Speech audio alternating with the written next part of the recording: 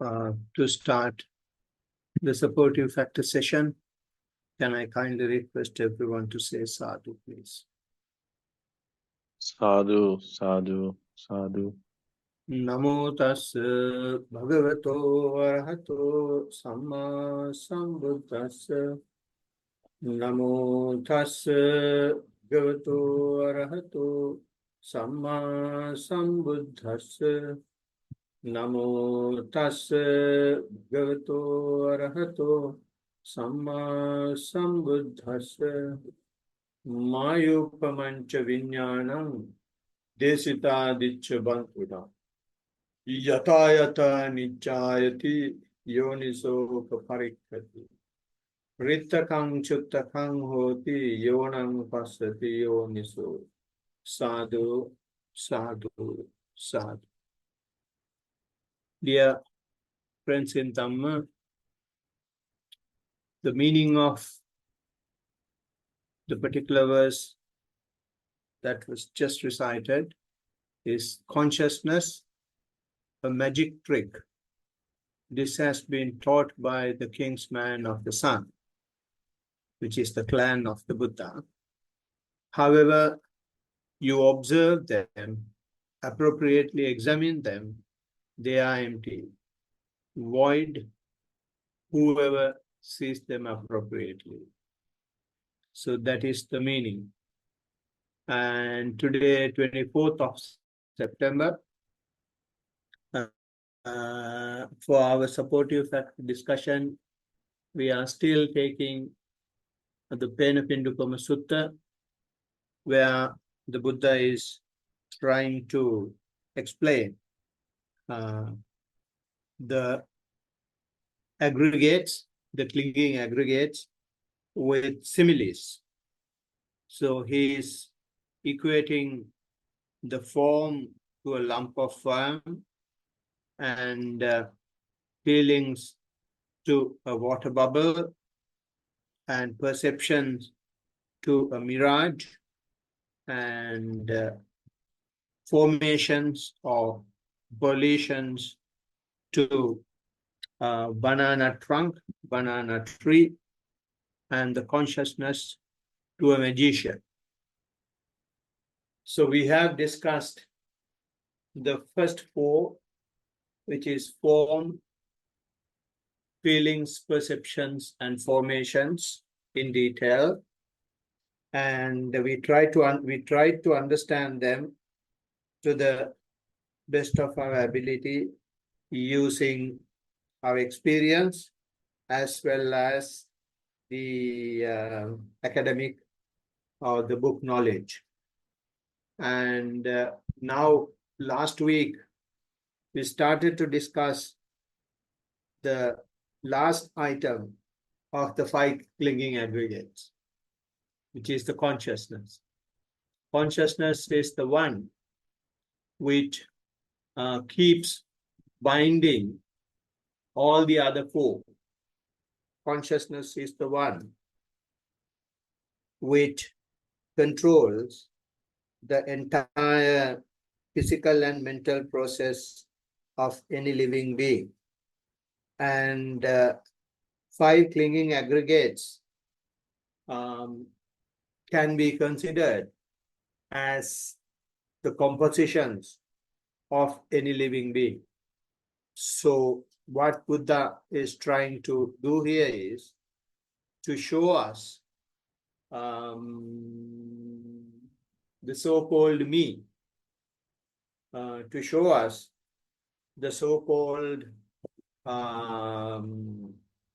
animal, or any, if there is any living being within us, is trying to show that. And what he is trying to get at is that although you call that there is a body, although you say that you have feelings, although you say that there are certain signs, shapes, and manners, which we call perceptions, although you say that you can do things intentionally, they are useless, they are void, they are hollow, and there is no sense in them. So to show that only, irrespective of how you treat it, when you get close and inspect and examine them closely, you will see the voidness, you will see the emptiness, you will see the uselessness of them. So even for this last one, consciousness is telling the same thing. Last time when we met, we tried to understand what consciousness is. And according to Buddha's explanation, you can't show consciousness until it is defiled. So before being defiled, the consciousness is not visible. So therefore, if you talk about consciousness, that consciousness has got to be related to one of the 6 sense bases. So when it is connected to a sense base, then you can see consciousness.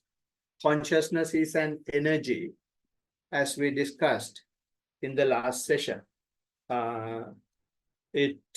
Buddha says in Anguttara Nikaya, the numerical canon for numerical discourses, he says, there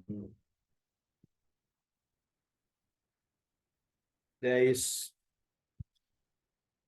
Pabassaramidam bhikkhave citta. Pabassaramidam bhikkhave citta means the mind is illuminous, or we even call it the very fundamental nature of the mind is illuminous. So the fundamental nature or the origin of the mind is what Buddha is talking about. And he says that original nature of the mind, Pabassaramidam bhikkhave citta, original nature of the mind is pure, and it will be defiled by anything that comes subsequently. Any strange germ that comes will spoil it. So this is why for us to see that energy should get spoiled. Until it is spoiled, we can't see. So what we know as mind or as consciousness is that spoiled nature. So now when we live as animal beings, we see that consciousness in the worst spoiled layer, in the worst spoiled nature. That energy has been over so many aeons of existence, that energy has been converted into this physical body. That energy, original state of the mind, which is the energy, has been converted into so much of mental activities, mental processes. So now, today, what we see is that spoiled nature. That is why we have a body. That is why we do so many things. So today, I'm trying to go from there, from this spoiled nature, how we can go back to our original mind. And that is what Buddha is trying to explain us. Our mind has been conditioned, our mind has been spoiled to the extent that it has completely taken away from our existence, and and we keep always using that energy, emitting that energy to the external world. How we emit that energy to the external world is from our eyes, is from our ears, is from our nose, is from our tongue, from our body, from our mind. We always keep emitting energy waves. That is why we see. That is why we hear. That is why we can taste things. That is why we can smell things. That is why we can feel things. Right? So it has gone to other galaxies. It has gone so far, far away. Therefore, in the verse that we took from Dhammapada last time, the Blessed One says, Durangamang ekacharang asarirang guhasayang ye chittang sanyame santi mokkantimara bandhana. The mind wanders far, moves about alone. It is non-material, and it lies in the cave. And those who control their mind will be free from the bonds of the evil one. So, since our mind is not free from the bonds of the evil one, our nature of our mind is keep wandering all alone and accumulating as much defilements as possible.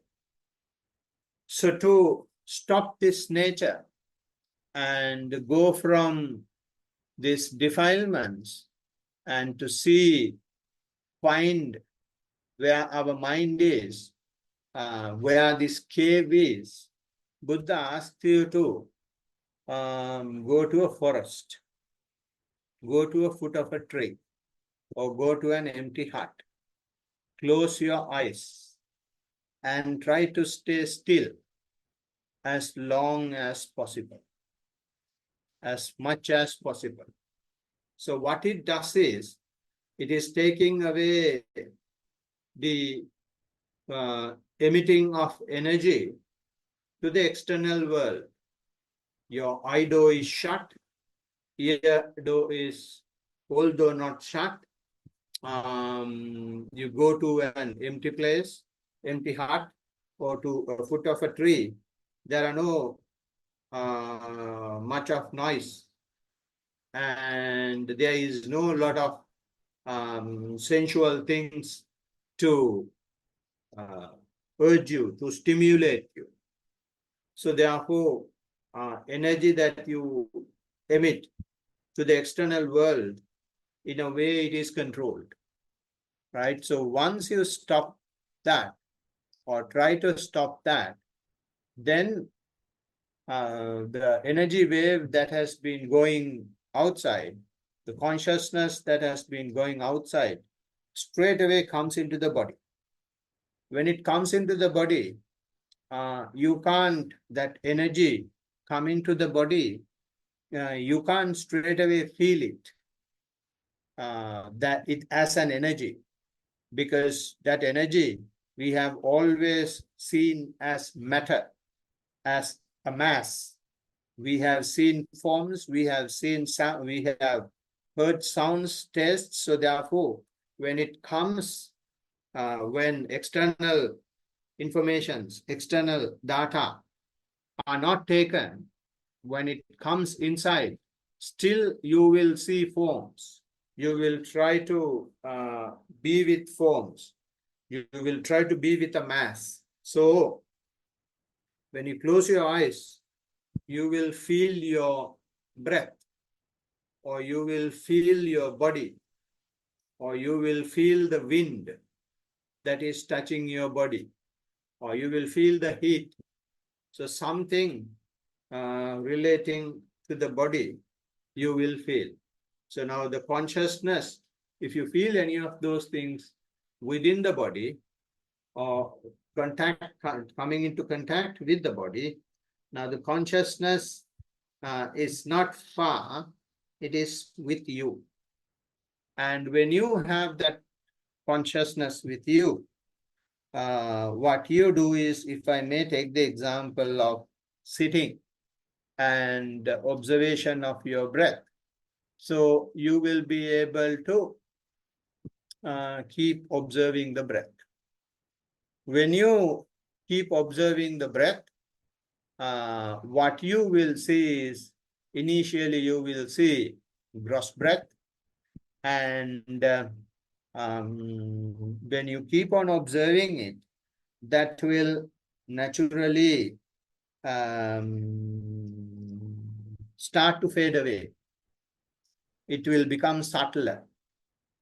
The reason for that is, you have taken one thing which does not have any defilements. Breath is a very subtle, neutral object. So when you bring your attention, there is no lot of sensuality in it. If there is a lot of sensuality, everything will be observing their breath. But there is no much sensuality in it. Therefore, you want to satisfy your eye, ear, nose, etc. You forget about the breath. But now, since the other doors are closed or monitored, or no external contacts with the other objects, the only contact you have is the breath. And when you keep on observing it, and it gradually becomes subtler, since the sensuality is lost, and since it is neutral. So when this becomes subtler, what it tells is, your mind is not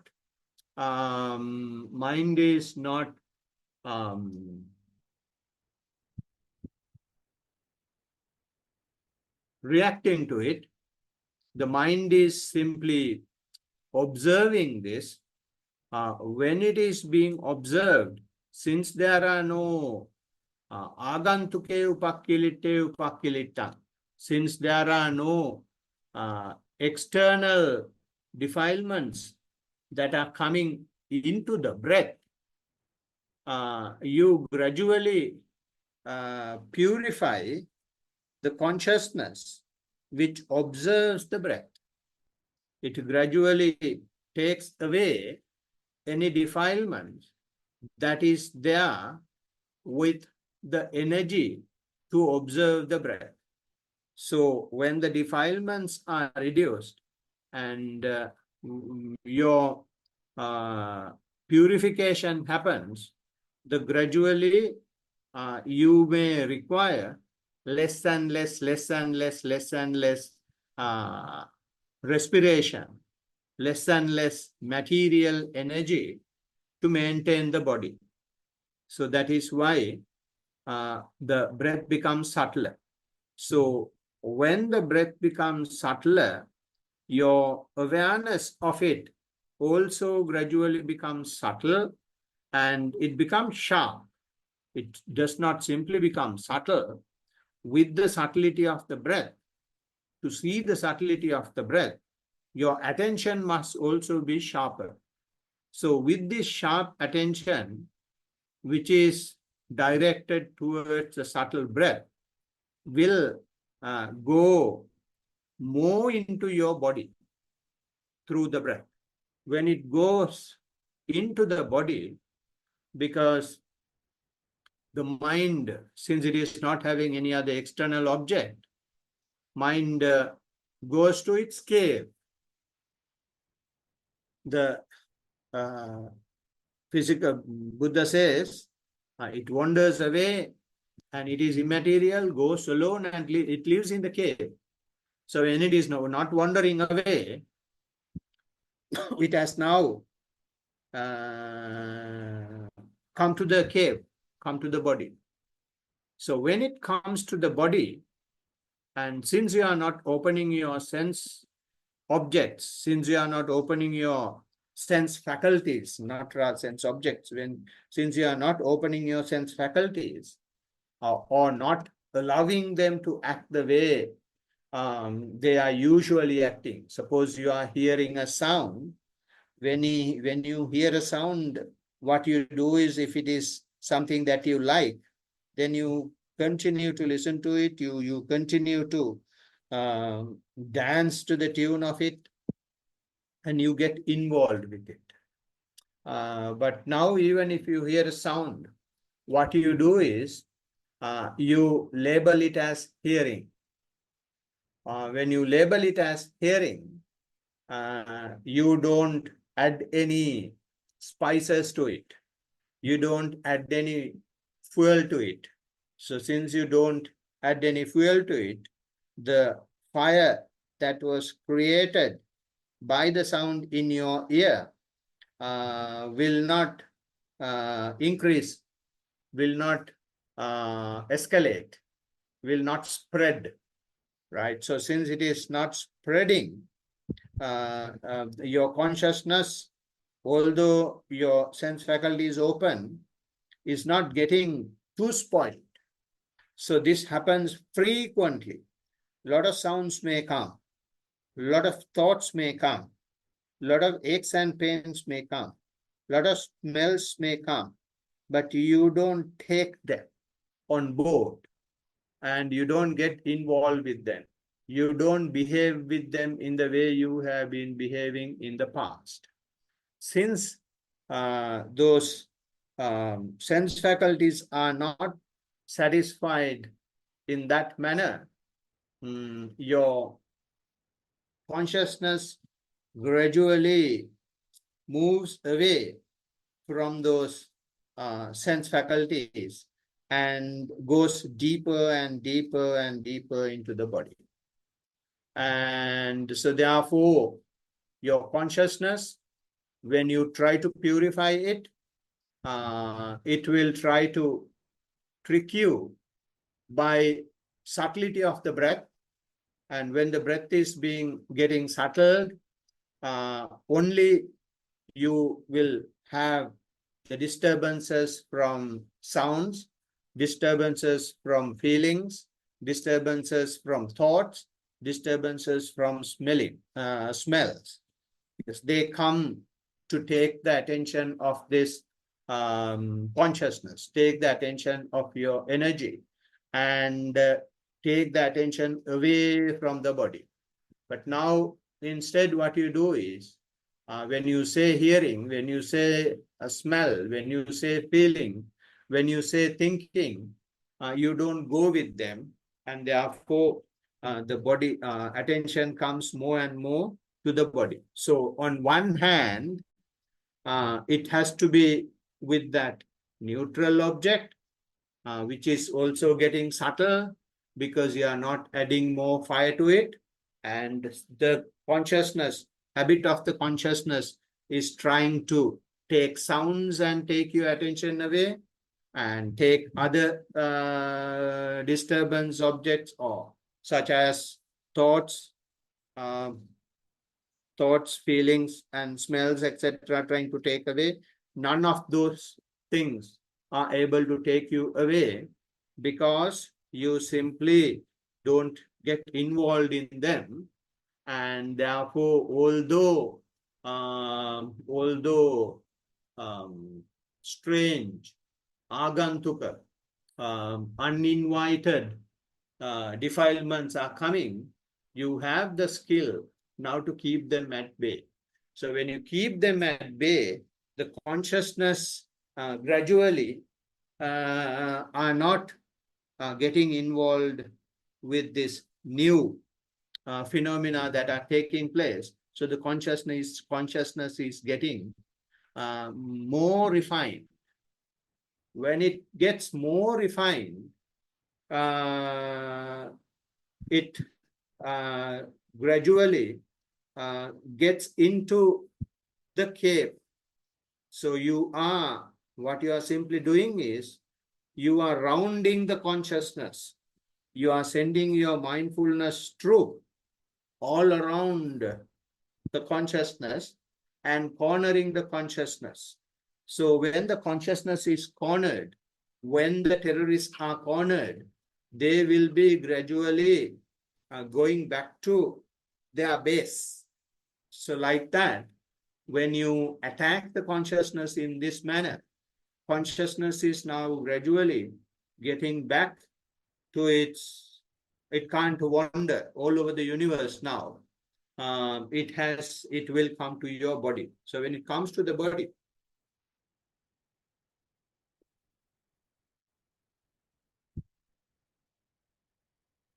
sorry, I had some water. So when it comes to the body, again, the consciousness will not rest. Consciousness will create, because it's a magician, consciousness will try to play all the tricks. When the breath is getting subtler, and since you are not affected by now any other disturbances, consciousness will try to create that this particular situation is so joyous, so rapturous, and it will try to create attractive nature to that subtle breath or to this new feeling, new contact with the body. So when that happens, it is very important to give your report. So this is why we are having a discussion. When we try to see when the consciousness is getting purified, what sort of trick the consciousness is going to play. So the consciousness may create rapturous situation, or consciousness may create fearful situation. So for some people, they may be afraid when the breath is getting subtler. They may be, I think, one of you here was saying that sometimes he feels the hard breath, gasping while practicing.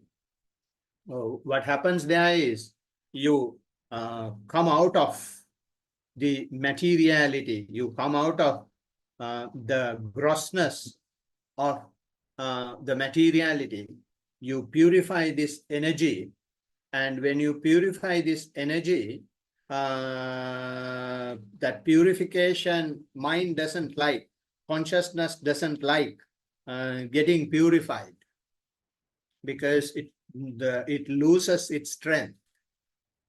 It goes to its original base. It goes to a situation where there is no defilement. If there is no defilement, if the energy cannot be identified with something, then it has no base. It has no footing.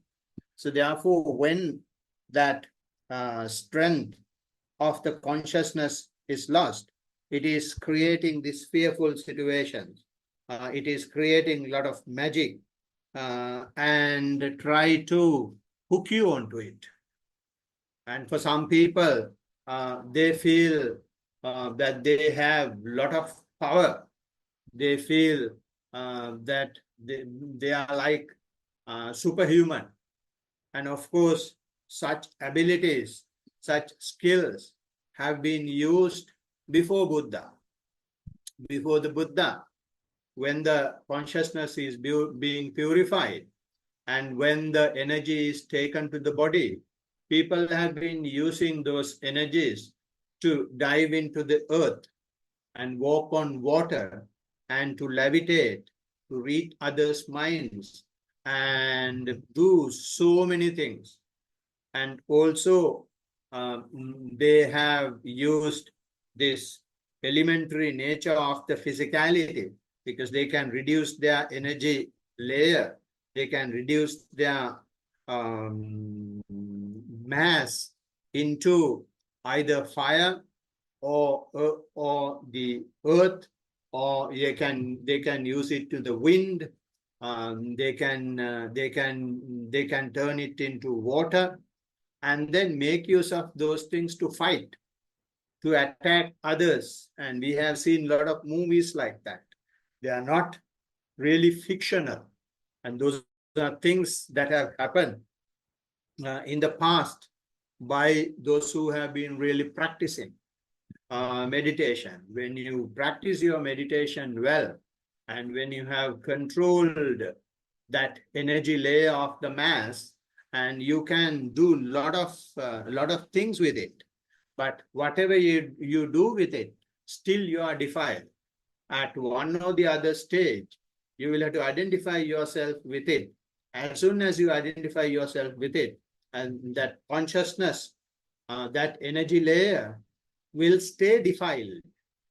Now it is not your body, but although it is less physical, but you are having craving, you are having identification of self with that partly purified energy. And Buddha says, and in one of the discourses, which is called Brahmajala discourse, or in other words, the net of the Brahmas, net of the highest living beings, and that in that discourse, they have been predicting the future. They have been saying things that have happened so many years, eons ago, because they are able to come out of that very gross defilements in the mind, and then that purified consciousness has been used to go back in time or go forward in time. Those things are possible. But Buddha says, whatever you do, if you do with an intention, if you do with identification of me, myself, and my soul, then it is not completely purified. So therefore, when the consciousness is purified, and when it has come to the body, the Buddha's advice is keep continuously observing. So when you keep continuously observing, for some people, the feeling of the body will turn it to, or rather, let me put it this way, when the consciousness comes to the body, so some people will feel this as a body. They will feel their hands, they will feel their legs, they will feel their neck, they will feel their head. They will start feeling the natural things that we usually have, that we usually call them. But continuous observation, they gradually lose that feeling, and they will not feel the body is there. The feeling, when the feeling of the body will disappear. So if the feeling of the body disappears, what it indicates is that although the consciousness has come to the body, although the consciousness has identified itself with the body, and close examination makes it more and more purified. So if you are identifying yourself with the body, so that is the new defilement that energy layer is defiled with. But continuous observation will be able to purify that identification as well. So that will go to a more purified energy layer. So when it goes to a more purified energy layer, some people will see why this body has been used. This body is used for nothing but to have pleasure. So therefore, as I said earlier, a lot of people may see pleasure in the body. A lot of people may feel rapture instead of the body. So when that feeling happens, so it's the next layer in which the consciousness is acting. Initially, it was acting in the body. Initially, before we practice, it was completely outside. Now it has been brought to the body, but the close examination of the body, close inspection of the body. Now we see that you don't feel the body as such. Consciousness is being purified with so-called gross defilement of the body. Now the consciousness is with the feelings, and that too is with the feeling, happy feeling or the pleasant feeling. So when the pleasant feeling is there, the Blessed One says, just keep on observing the pleasant feeling as well. Don't get hooked on it. If you get hooked on it, that is again another way. Then you can get into Brahmajala, the net of the divine beings, and you will be able to predict so many things in the future, so many things that has happened in the past, and you will be able to show all these psychic powers. And if you do that, again you are defiling your consciousness only. Don't do that. And if those things happen, when those things happen, you simply observe them and label them so that you will not be part of it. So when you don't identify the pleasant feelings in that manner, you will simply observe them. Its strength also will be lost. So in other words, the defilement that can be created through the pleasant feelings will gradually fade away. So when that fades away, and it will open up the next layer. Why these feelings have been used? These feelings, the body has been used to enjoy. Body is used to feel feelings. Now the consciousness is therefore energy of the consciousness, or the energy has been defiled to the extent to identify it as a body. And when you purify that, then it will be identified as a feeling. And then when you don't get involved with the feelings, the energy becomes more and more purified.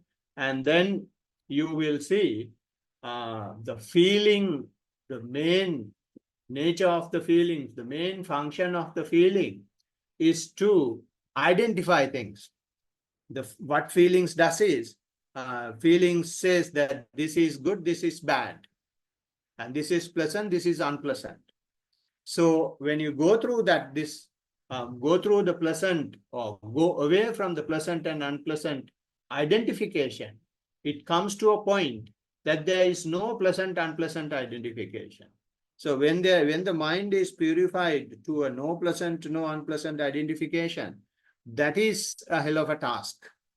And in that phenomena, it is very difficult for the consciousness to stay, because there is no reaction. When there is no reaction, when there is no defilement, energy get really shattered. So when there are no pleasant, unpleasant feeling, a lot of people stop practice. A lot of people complain that my practice is not going well, and I am feeling very bored. I'm feeling very sleepy. I'm feeling very lethargic. That is because your consciousness is not having defilements anymore. The defilements have been purified to a great extent, and your mind cannot identify, does not identify something is pleasant and something is unpleasant. Something is good and something is bad. So when that is not there, you feel that you don't exist. You feel that you are useless. You feel that everything is going in the reverse direction. You feel that you are lost in the world, right? So that is how you feel when the purification happens. So once you come to this stage, and again, if you have a teacher who talks about mindfulness, and he will understand from your previous practice, from how your practice has been developing, that he is coming to a stage where a good purification process is taking place. So then he will advise you. Doesn't matter whether your practice is going well or not. And what is happening now is you are getting more and more purified, and you are removing more and more defilements. So therefore, consciousness has lost its footing, and now it is trying to create hatred. Now it is trying to create other perceptions, and knowing that something is good and something is bad, something is pleasant, something is unpleasant, means it is creating perception, it is creating shapes and manners. So these feelings have been based on those shapes and manners. So when you come to this stage of not proper identification, distinct identification, you will start having, you will start facing a great release of other perceptions that you have never thought of. You will see all sorts of pictures. You will see all sorts of images. You will see all sorts of faces. And this stock of images, imaginations, and the perceptions that you have been built in your system for so many years will start coming up. So a lot of places, unexplainable amount of imaginations and images will appear. So which means now from the feelings layer, your mind is trying to now defile the consciousness with perceptions. It can't take to, you have come through the physical process. So therefore the consciousness has been reduced to a lower layer of less purified, not purified, less impurified situation, and more purified situation when it comes to feeling. And from feelings, when you don't identify feelings, it comes to an even more purified stage where you have now the consciousness or the energy layer is defiled by these images, which are fast appearing and disappearing. So when you keep on observing that, what you do is, in the past, when as soon as you feel something good, as soon as you feel something pleasant, you try to somehow or other accumulate it, get hold of it, and make it yourself. And when you feel something bad, unpleasant, you try to get rid of it. You try to move away from it. You will try to destroy that.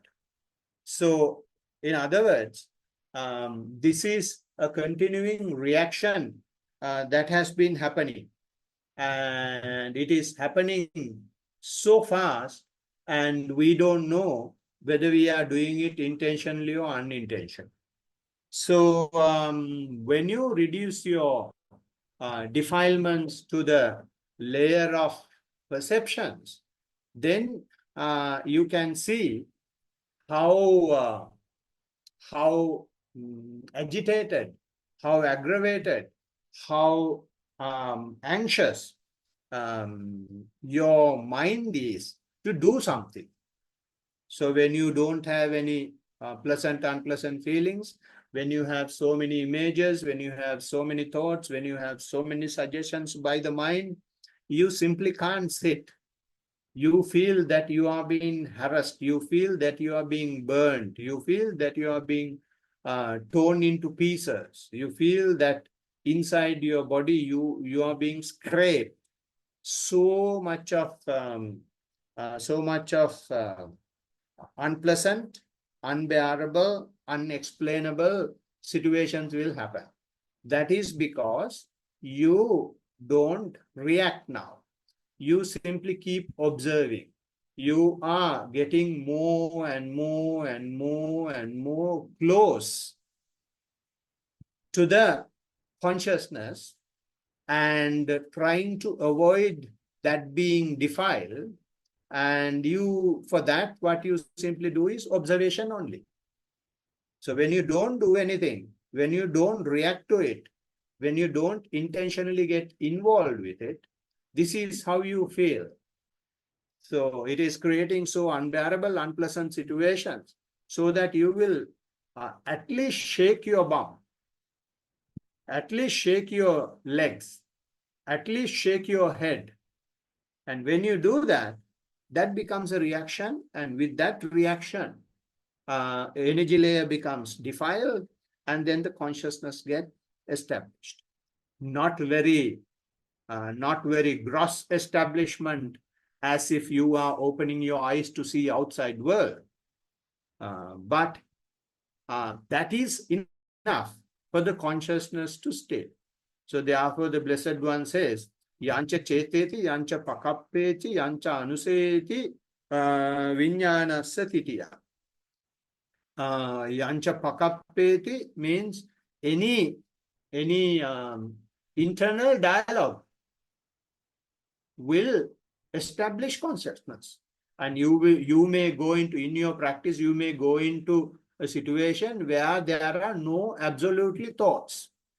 So when you don't have thoughts, and if you think, yes, I don't have thoughts, that is enough to establish consciousness. You don't have thoughts, but you internally create a dialogue with yourself to say that there are no thoughts. So that defines the consciousness of not having thoughts, right? So when the thoughts are not there, simply be aware, that's all. And yancha cheteti, if you do anything intentional by moving your body, if you reduce your stillness, then that is enough for the consciousness to take place, consciousness to get established. Yancha cheteti, yancha pakappeti, yancha anuseyeti. Anything that you think according to Dhamma is good, then that establishes consciousness. So there are a lot of teachers nowadays say when the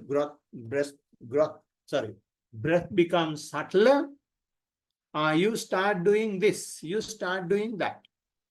What happens is it creates something which is not there, and then it becomes, from the Dhamma perspective, they think it is good, but the practice perspective, it is wrong, because you are defiling your consciousness. So in this manner, you start purifying the consciousness. Initially, the consciousness was identified as outside world, and then we reduce it to the breath, and then we reduce it to the body. And then, the consciousness is body now. And then when you keep on observing the consciousness as body, then it reduces to feelings. You keep observing feelings. Then you purify it further and move away from feelings, and you start getting these perceptions and images. And then when you keep on observing it, you start seeing the suggestions, internal dialogues that are coming, and those are the mental volitions. And when you have mental volitions, again, you simply keep observing, don't react to it. You don't shake your butt. You don't shake your head. You don't think that there are no thoughts. You simply, or you don't try to look for whether thoughts are there. You don't try to look for whether the pains are there. You don't try to look for whether the breath is there. You simply, there is something that you are observing at the moment. You simply don't change that. you have your complete alertness. I don't know where the attention is now. They may not have anything to show attention, but you know that there is some attention. Maybe the body, maybe anything else, maybe some way that you feel it, you just simply keep observing. When you keep observing in this manner, since you don't do anything, then there might have a situation where you have completely cornered this energy and purified this energy, and you may start feeling it. Of course, you start feeling it at very early stage before coming into this explanation, and some people may feel the electric shocks, some people may feel the worms dancing on their cheeks and the face, and those are early signs that you are purifying your consciousness. You are purifying your consciousness from the body. So once it has been purified to the extent, to the level that I have just explained, then consciousness is not having any place to go. You may be able to see that your consciousness is trapped in the body. And you may see the energy is going all within your body. So that is because you have purified. And now the energy is now in the cave. So when that is in the cave, and some people again might get scared. If you get scared, then you are establishing your consciousness. You will have to purify it more. You have purified, and that is why you feel the energy. And it is for some people they don't get scared. For some people it is so soothing, and they may start liking it. So when you start liking it, also it gets established. So what you will have to simply do is just let it be, and you simply be observant and let anything happen. So when you allow that, after some time, you may feel that the energy is trying its level best to convert it to a feeling, to convert it to a perception, to convert it to a mental volition, to convert it to a form. You don't allow any of those things to happen. So what you simply say is, now I have purified myself and I have accumulated so much of unwanted energy. I wanted to get it flushed away from the body. Not that you really do it. This continuous observation, non-reactional observation, will gradually pave the way for it. So you may feel that this energy is trying to move away from your body. So when that happens, you may feel that the body is being squeezed, body is being hammered.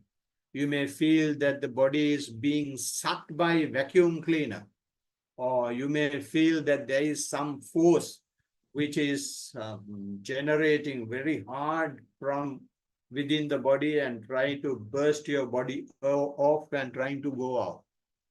So which means now the consciousness is getting purified. So once if you keep on observing this continuously, and then you will be able to take away all these impurities away from the body. You may feel some way that this, since you are observing it, they will move out from the body. Once it moves out from the body, then it gradually goes into that original layer, which is Pabassara midam bhikkhave chitta, and agantuke upakilisehi upakilittan, which means you go to this, when this purification happens, that purification will happen continuously for long time until you become an arahant, and whatever that has been accumulated will be released, and anything that comes from outside also will get rejected. So you become more and more peaceful, and you go to the original base of your mind, and you don't allow that mind to turn it into a mental volition, you don't allow it to turn it to a perception, you don't allow turn it to a feelings, you don't allow turn it to a body. Right? So therefore, this energy is the one which we have converted into a body. Energy is the one which we have converted into feeling. Energy is the one which we have converted into perception. Energy is the one which we have converted into volitions. And we have purified all these things. And purified in the sense, you don't identify yourself with it. You don't consider that they are existing permanently. You identify yourself with it because you want to make it permanent. Now, purification means you understand that they are not permanent. You understand that they fade away. You understand that you have no control over them. And that is how this purification happens. That is how you don't take new defilements that are coming into the energy layer. So you will go to that original state. When you go to that original state, then you are a complete purified man. And that does not happen overnight. You will have to continue your practice for a long time. More you do it, faster it happens. And the Blessed One says, if you are really a good practitioner, and if you do it, have your full dedication, and if you have the required merits that have been accumulated in the past, you can do it in 7 days. If not, you can do it in 7 years, but not meditation. You will have to practice mindfulness.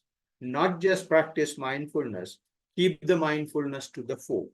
When you keep the mindfulness to the fore, the simple thing that you introduce into your consciousness is that I don't react.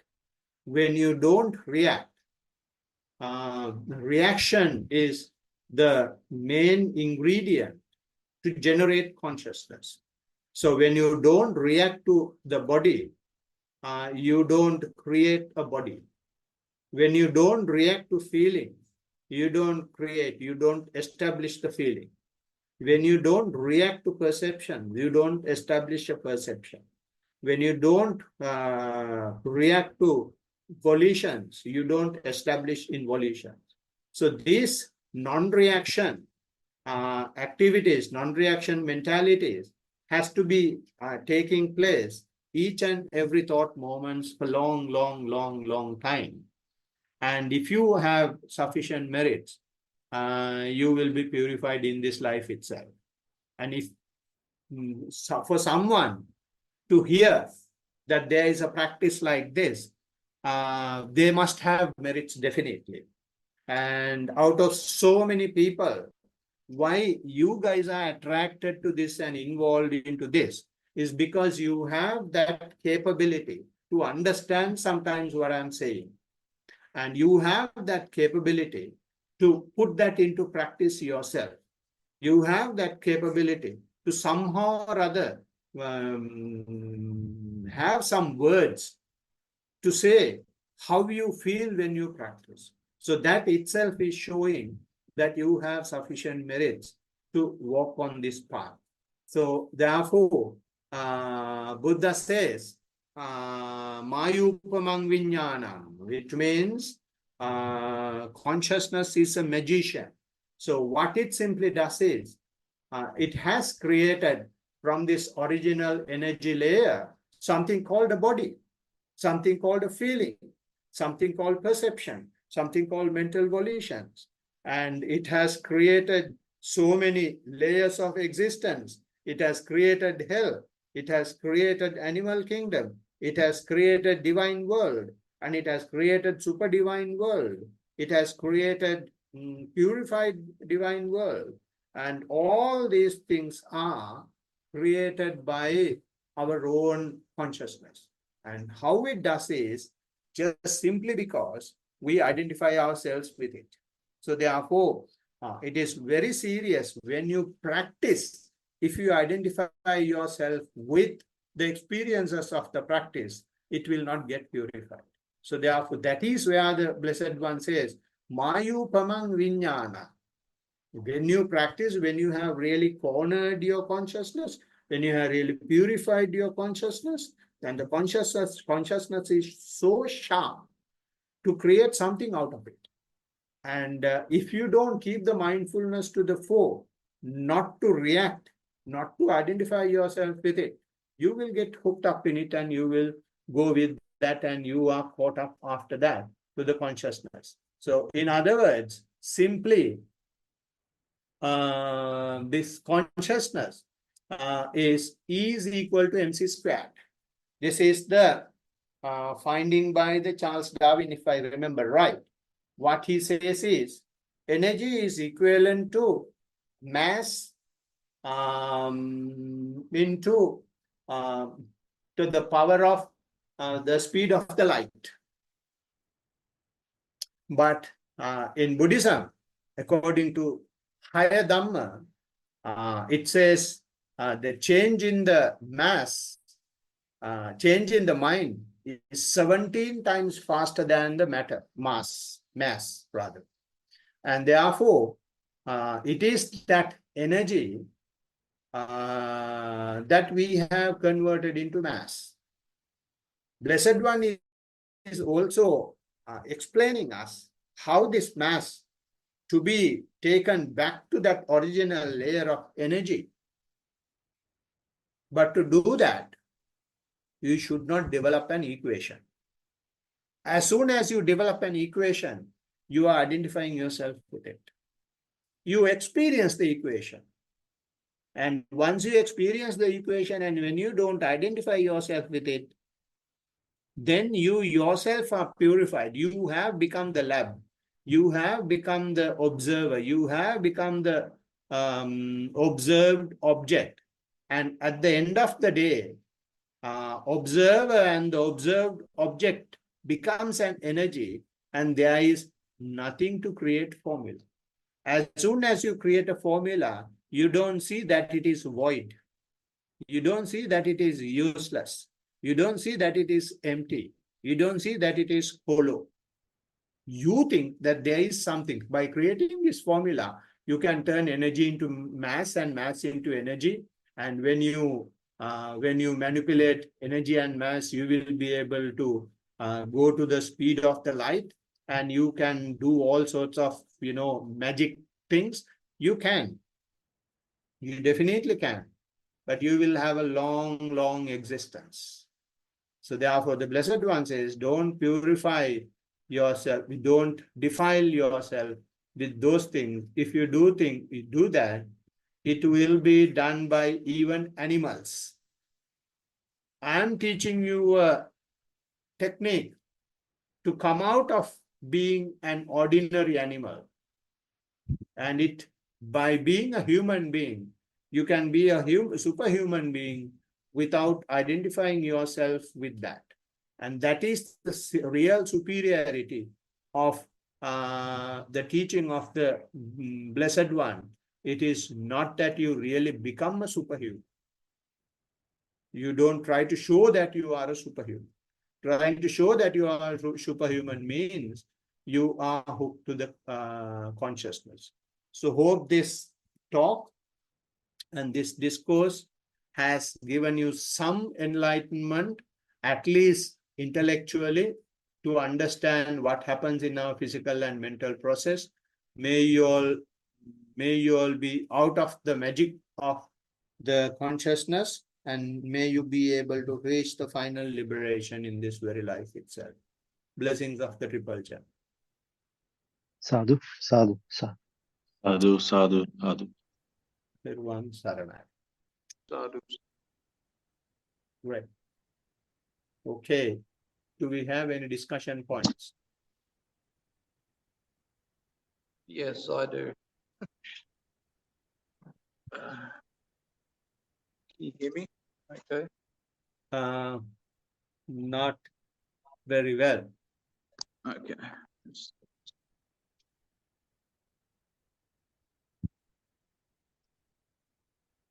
Right. I have increased the volume a bit. Is that better? Better now. Okay. So the talk you had was very good. There was quite a few things I got from that. So thank you. This is going to take a few minutes. Firstly, just more of an observation that I've noticed. Obviously, I've been doing this for a while now where it comes to I'm just eating before solar noon and then I'm stopped, like I'm not eating anything afterwards. I'm doing that while I'm at work as well. Sometimes it's tricky because obviously I work in a kitchen, but when I go to grab something unconsciously, I just spit it out and throw it in the bin. So Yeah, I've been Steve, doing, Steve, yes. give me a second. Someone Yep. is. You can go ahead. Okay. So yeah, I'm only eating, before solar noon. And like I said, I was like sometimes unconsciously snack at work and I just spit it out. So I'm doing quite well when it comes to following that part of the vinaya. And the observation I just want to say is I notice when like later on in the day, like sort of nighttime and especially in the morning, I find my meditation to be a lot, what's the word? I'll say productive, I suppose you could say. When I'm really like hungry or I've got a really empty stomach, my meditation seems to be a lot more productive, I'd say. Let's just put the word productive. Now, that's just the observation part. This part relates to some of the talk you're actually saying tonight, which is quite surprising to me. The last week, I'd say it was started last Tuesday, Monday, Tuesday. I should have brought it up last week, but I didn't. I've been noticing a bit of a difference with my meditation. I've sort of gone into it with an attitude of like just let go and sort of, I won't say stop caring, but I've just really just been letting everything go and not being so, like going into my meditation thinking, okay, we're going to do this, we're going to do that. I've just been like just letting go and just like letting the body totally go. So what I've been noticing is the first time it happened was early last week. It was in my break at work. I felt like I was like drifting off to sleep after maybe about 30 minutes. I could feel myself like going in and out of a state where it was like I was going to sleep, like, but I wasn't. Like I think I was tired, to be honest, but I was almost like almost falling over, like, and I had to like kept, bringing myself, felt like back into consciousness. So I felt that, and I thought that was quite strange. And I almost like would have hit my head if I didn't adjust myself, because I was like almost passing out into a sleep state. So a couple of days after that, I think it was a Tuesday morning when I've come to the Dharma hall to do my meditation. I did my walking meditation. And then when I did my sitting meditation, this relates to the talk tonight. So I was like, almost like I was going into a dream state. I wasn't asleep, but I was at a stage where kind of felt like all my sense faculties just disappeared, but I was having like, it felt like it was a dream, but I was consciously aware of what was happening. And it was like you were saying earlier, like lots of images, and it was like kind of like a movie playing in my head. And it's so hard to like explain or describe, but it was kind of like living a normal life, but without all the sense bases. Like I didn't have, I was watching what was happening and I was observing what was happening. It was like a dream. But when I came out of the meditation, I had this weird thought that like, what is life? Like, what is it? Like without the sense bases, it felt like I was just having like a dream kind of thing. But how can I put it? Like, it was like the only way I can think is without the 5 sense bases, and it was like a dream kind of thing. But when I came back out of meditation, my sense bases came back, and I was thinking like, is life even real? Because it just feels like it's one big dream. Like it just felt like it was a dream kind of thing. And like we're living in, I don't know, it feels like I'm living in a life now because I can sense and touch and feel things. So it feels like there's consciousness. But this meditation I had was kind of like the same thing, but without the feeling and touching and sensing stuff. Does that Yeah. make any sense at all? It was Yeah. like, it was very, very surreal. Like, I think surreal is a good way to put it. Like, it was Yeah. kind of like, I had this moment when I came out of it and I thought, like, what is life? Like, it was very strange. And what you were talking about before, I was kind of relating to a little bit. It doesn't feel like I was purifying my mind at all, though. It felt very strange. Yeah. Yeah, that's all I've got. Yes. So actually, when the purification is happening, it is strange for us. It must be strange because we consider normality as the strange situation as normal, defiled situation as normal. We have never seen undefiled situations. When we see the undefiled situations or the purification process, that becomes abnormal, that becomes strange, that becomes like a hallucination. In fact, now we are in an hallucination, and especially when we are in the sensual world is an hallucination because your attention is always outside. Your attention is always in the past and the future. Your attention is always with other people. That is the hallucination. But when you take it to this moment, when you take it to this place, when you take it to yourself, you come out of the dream that we have been seeing. You come to the experience, the real experience. It may be physical or mental. When you see the real experience, since we have not seen the real experience, then it becomes strange. But that is the purification process. That is the awakening. All this time we have been sleeping. We have been intoxicated with one or the other things of the external world. So, so this is how we put our experiences. We always see when the purification is happening, we feel that the meditation is not happening well. The practice is not going well. Something wrong is happening, which means it is perfectly going right. Make sense? So it does make sense, but where do I go from here, Bhante? Because like for me, I can't even really label it as like it felt like rapture or bliss or it felt good or it felt bad. It was just a strange feeling. Like it wasn't like, you know.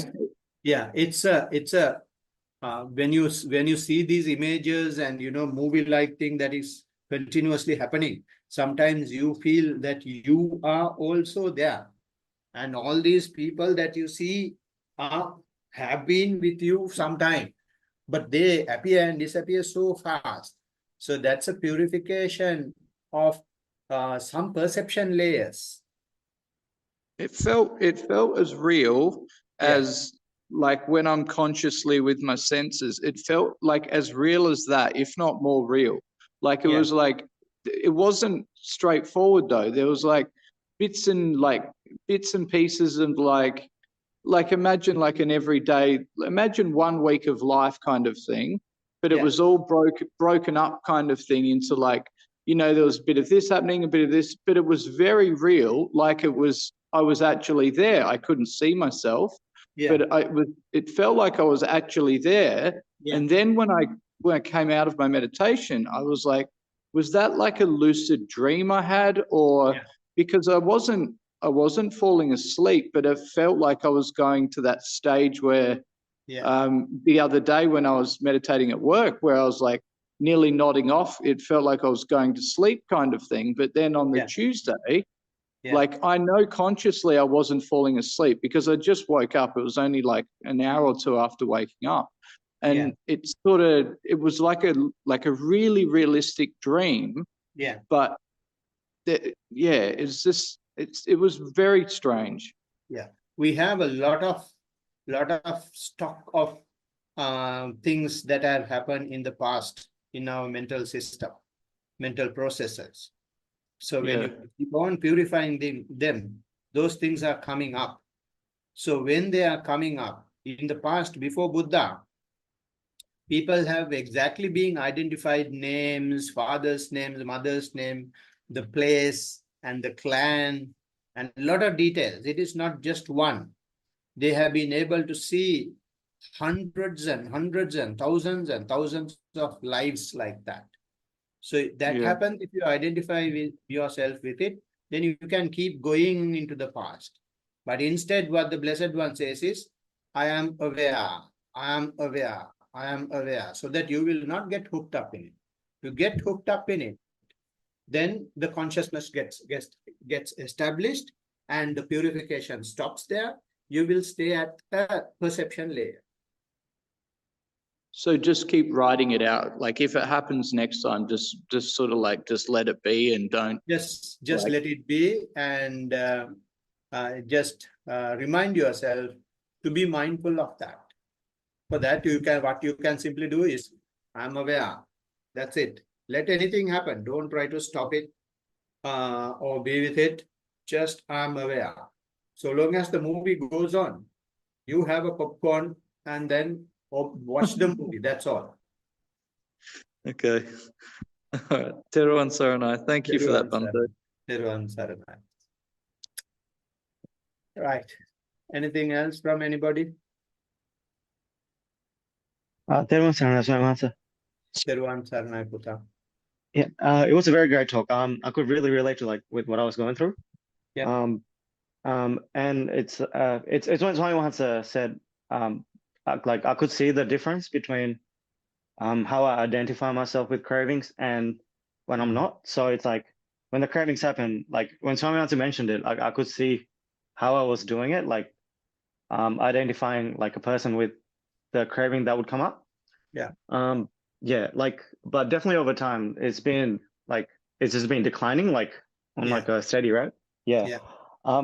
Apart from that, I think it was like a few days ago, like instead of like gasping for breath, like I started like imagining my legs are like just breathing air.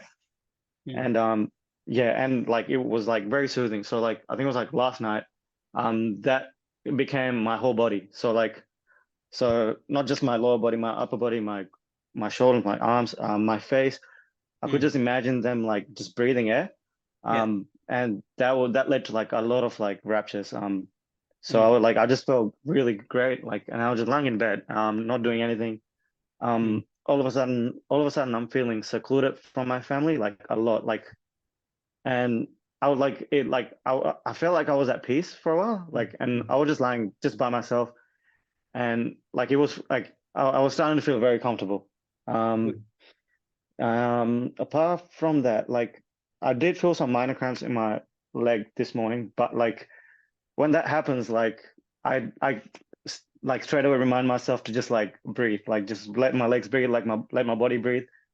And when Yeah. I do that, like it like the goes away, it goes away. Like it's literally based on like the trauma I've had, like just collapsing on the floor and stuff. So that doesn't happen anymore. So just to avoid that, I'm just like reminding myself, my body to breathe. And Yeah. yeah, that just leads to like all kind of comfortable feelings. Good. Yeah, that's pretty much what I wanted to report. Great. Keep it up. Yeah. Teruvan Saranai. Don't understand so much. Teruvan Saranai. All right. Avsarai Bhante. Yeah. It's Kusal here. Yes, Kusal. How are you, Bhante? Pretty good. Bhante, I have a question. It's not related to formal practice, but it's related to life or basic practice informally. Yeah.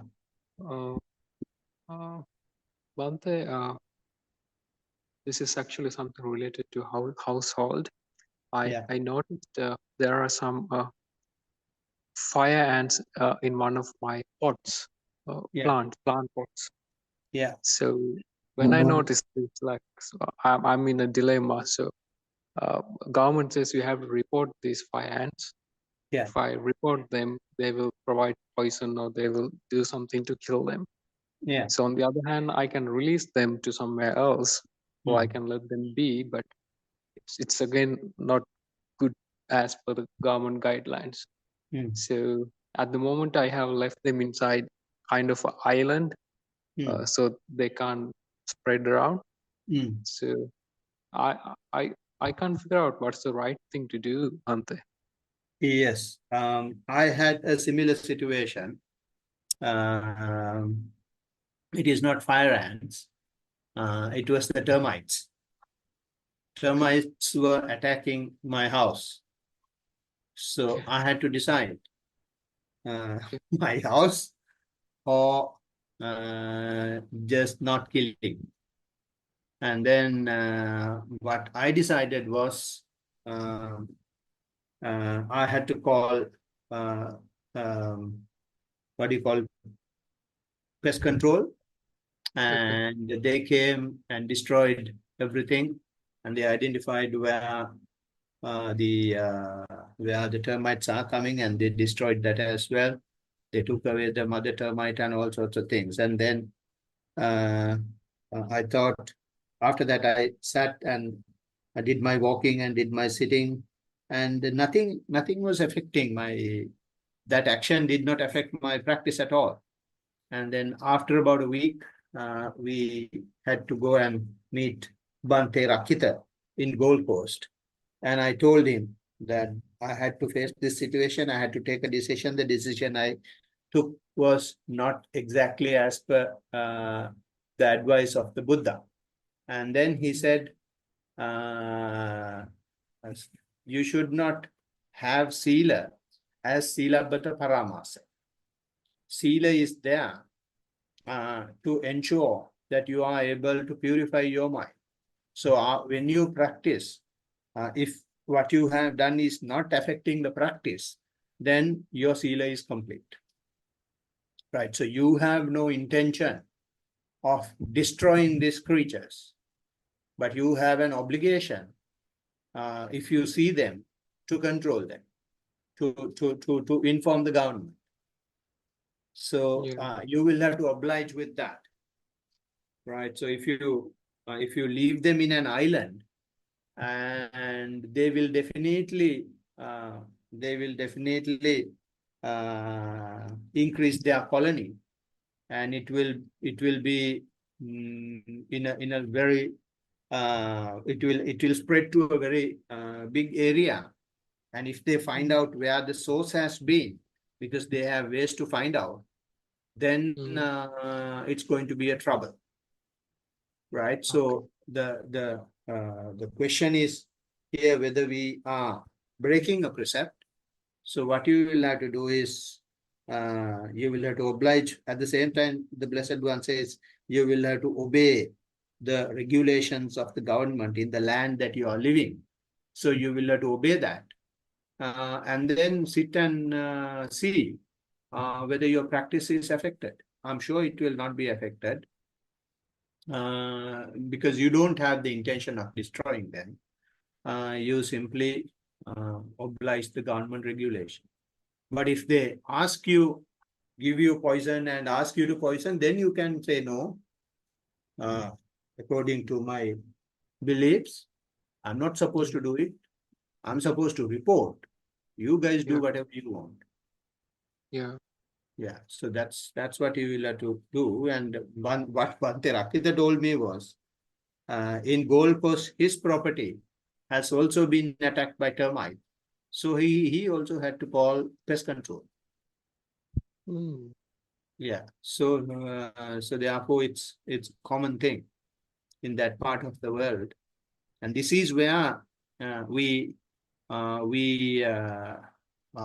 see Silabbata Paramasa, which means whether we get bogged down in morality, or whether we have the morality as a basis for the purification of the mind.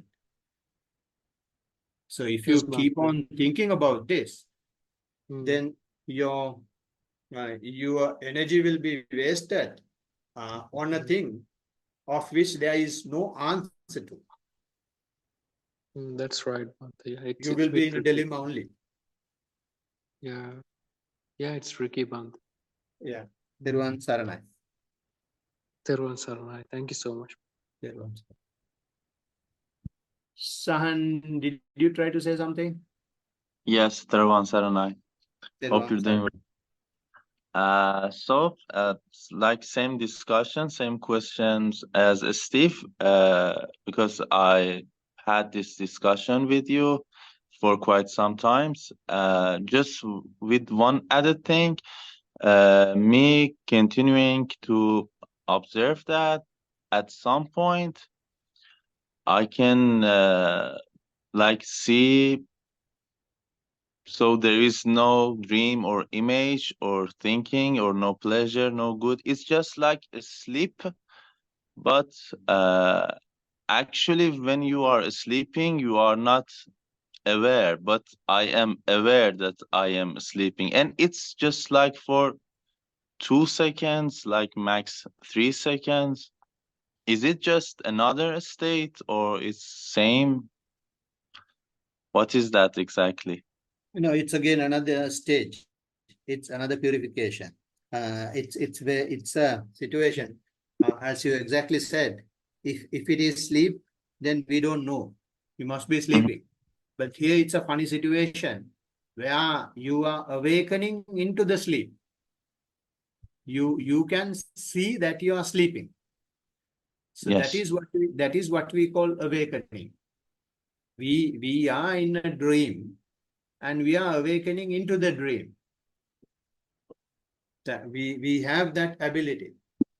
So we are awakening into the dream means we are awakening into our mental process. So it's again another purification layer. Just let it happen. Don't react. Don't try to do something. Continue your awareness of it. Then it will open up more and more of defilements if there is any.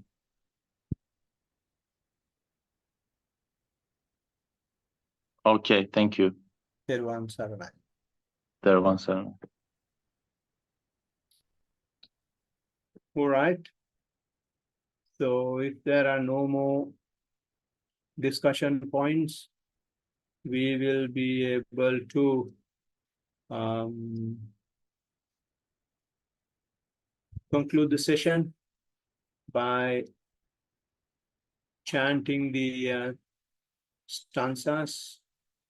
So let me see where we have it. Below it for you. Chanting. Right.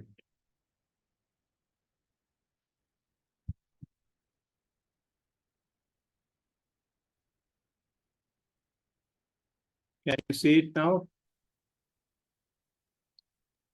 Yes. Yep. Yes, yes, Yeah. Bhante. So we have accumulated quite a lot of positive energies by talking about the purification of energy. So we can transfer this purified energy, positive energies to the rest of the universe, and may all beings be happy and mindful. With that wish and determination, can I request Steve to chant these stanzas, please, this time? Yes. May all devas share this merit which we have thus accumulated for the acquisition of all kinds of happiness and prosperity. May all other beings share this merit which we have thus accumulated for the acquisitions of all kinds of happiness and prosperity. May all beings share this merit which we have thus accumulated for the acquisition of all kinds of happiness and prosperity. May all beings inhabiting space and earth, devas and nagas of mighty power, having shared this merit, long protect a dispensation. May all beings inhabiting space and earth, devas and nagas of mighty power, having shared this merit, long protect the teaching. May all beings inhabiting space and earth, devas and nagas of mighty power, having shared this merit, long protect me and others. If by deed, speech, or thought, heedlessly, I have done any wrong, forgive, O Master, O Victor, greatly wise. If by deed, speech, or thought, heedlessly, I have done any wrong, forgive, O Dharma, to be seen here and now, timeless.